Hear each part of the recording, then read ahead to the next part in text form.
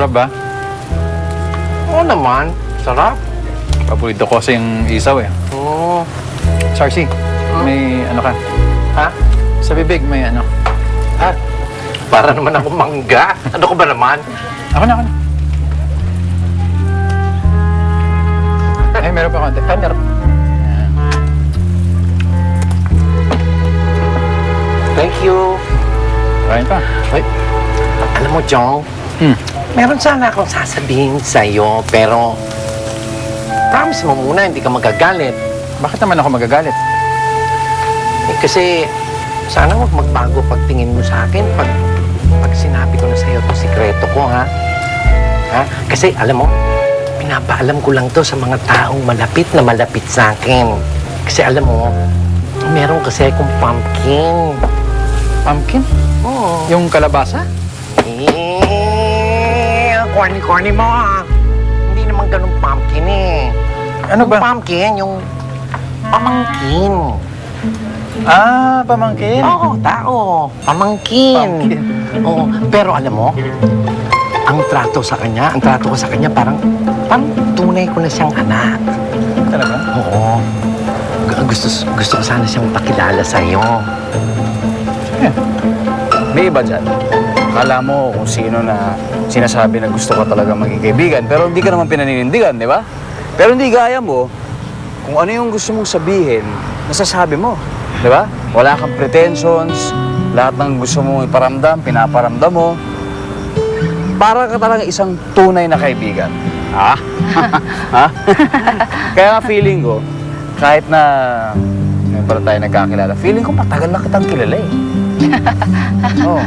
Baka naman feeling mo lang yan. Ano? Hindi, ganun din yung feeling ko, pare. Ganun din. Ah, ganun ba? Andito ka, pare. Ah, ganun ah? Oo, pare. Ganun talaga, pare. Nice. Ah.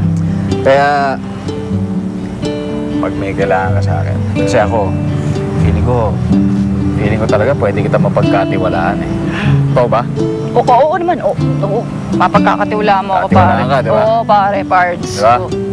Kaya ikaw, kung meron ka rin gustong sabihin sa akin o may problema ka, di ba? Dito ako. Di ba? Feel free. Kung kakayanin ko naman, tulungan kita. Sa anything. Talaga? Oo naman. Kahit ano.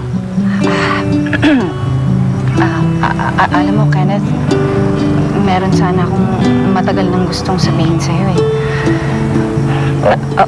Alam mo yung babaeng nakita mo dun sa vegan? Si Tonya? Oo, si Tonya kasi at ako, Oo. ano kasi, bali, si... Kenneth!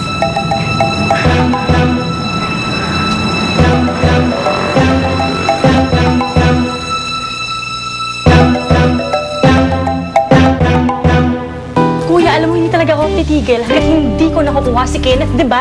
Tagal na ako hinahanap nun eh. Ngayon nung nakita mo na kung nasan ako, hindi ako titigilan nun. Alam mo, obsessed ka talaga sa Kenneth na yun. Bakit? Di ba obsessed ka na naman kay Tonya? Parang nagkaka-identity crisis na yata ako. Bakla ba ako? Lalaki? Babae? Pero hindi naman yun ang problema. Kapag nalaman niya, ikaw ang nagmamaneho ng kotse na bumangga sa kanila, yari ka. Parang namumukhaan kita eh. Nakita ko na siya. Si Tonya? Nasaan si Kenneth? Ano ba sinasabi eh? Cynthia Laster? Nasaan si Kenneth? Okay na.